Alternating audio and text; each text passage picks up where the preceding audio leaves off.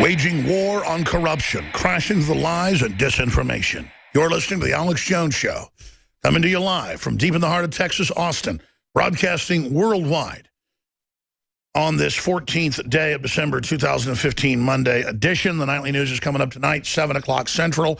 Paul Joseph Watson will be quarterbacking the fourth hour. He'll also be co-hosting the third hour today on the immigration invasion in Europe, the internal politics, the way it's being used to restrict people's free speech. We have a gentleman joining us who founded the British Defense League and became a very fast-growing party. Then it got infiltrated by racists and taken over. He got out of it, so he has the white supremacist and the radical Muslims after him.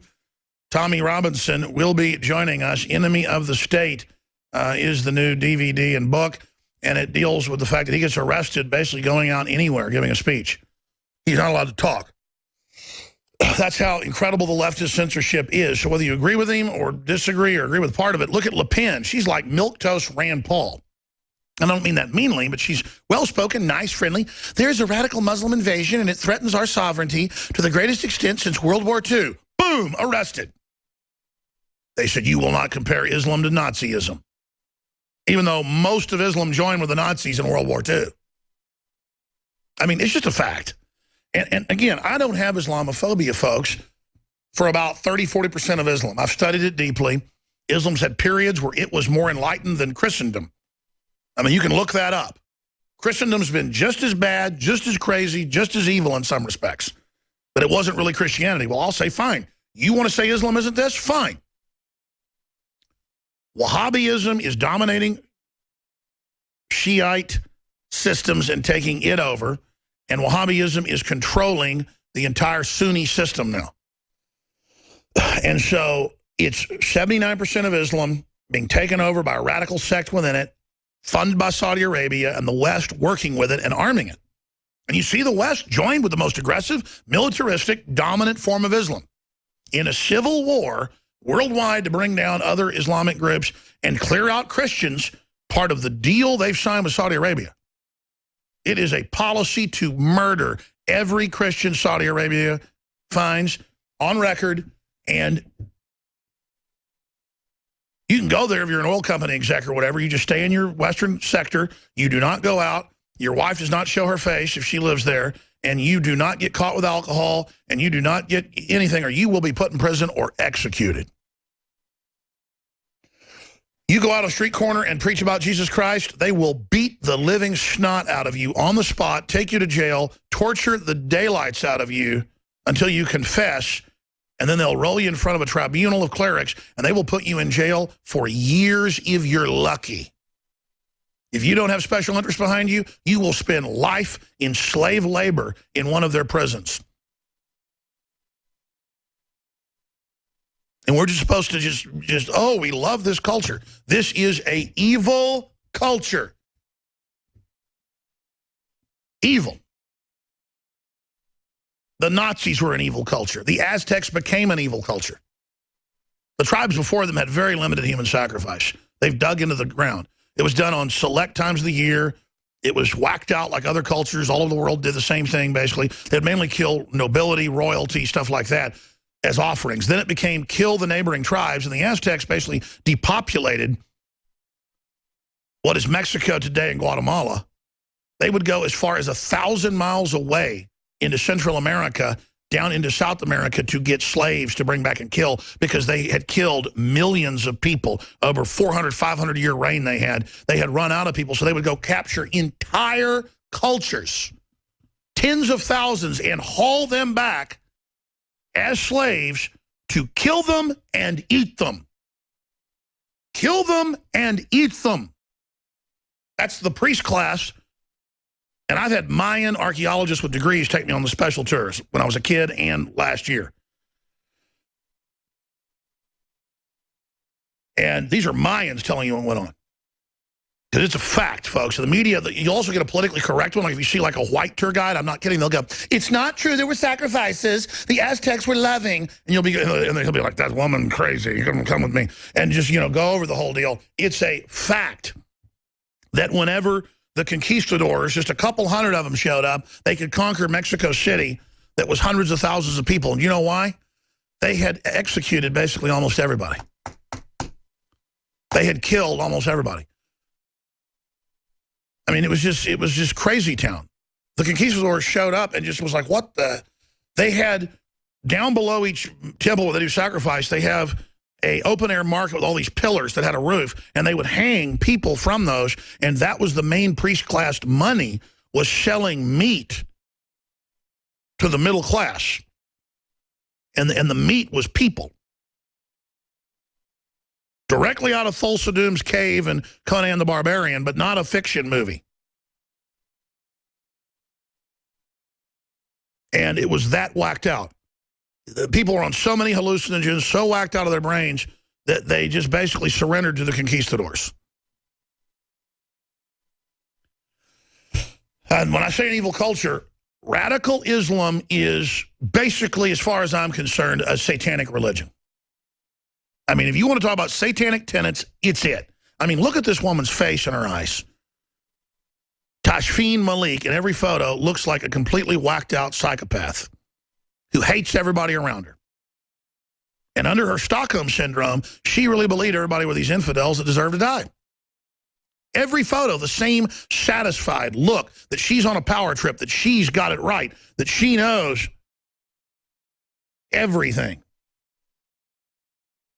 that she is the master, that she is allowed to do whatever she wants. Where have we heard of that before? That everybody else is an outcast. Everybody else is an infidel. Infidel defilers. They'll all drown in lakes of blood. Let me move into some of the other stories. Sorry, and then I'll go to your calls. Syrians arrested in Swiss terror plot were transporting toxic gas for Geneva attack. Gateway pundit. Swiss authorities, that's out of France 24, their biggest TV station, reporting. Swiss authorities said Saturday that 2 people of Syrian origin have been arrested on suspicion of transporting explosives and toxic gases. The men were alleged to be armed and dangerous. 4 terror suspects pictured flashing ISIS signs were sought in Geneva. 2 of the suspects were arrested Friday. The men were transporting explosives and toxic gas for an alleged terror attack plan. And they reportedly had guns. Oh, in a country where only the citizens could have guns, they had them illegally. How magical is that? Masked raider citing ISIS stabs teacher in Paris. A teacher has been attacked at a nursery school in Paris by a hooded knife-wielding man claiming links to ISIS state. The 45-year-old male victim was alone in his classroom in the kindergarten in the northern suburb of Aubervilliers when the armed assailant burst in around 7:30 local time. According to the prosecutor, prior to the attack, the man used another name for Islamic State, told the victim, "This is death. It's a warning." The teacher is reported to have been stabbed in the side of the throat.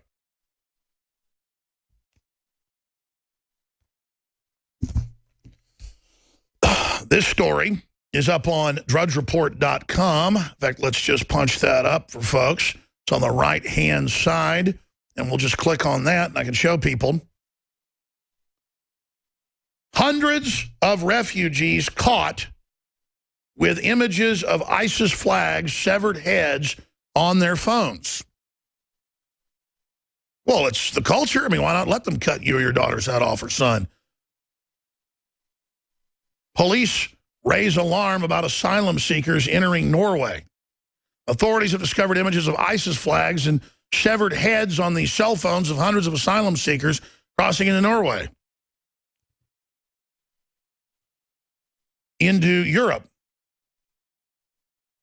highlighting concerns about terrorists exploiting the migrant crisis to infiltrate jihadists into Europe. And we know that's happened.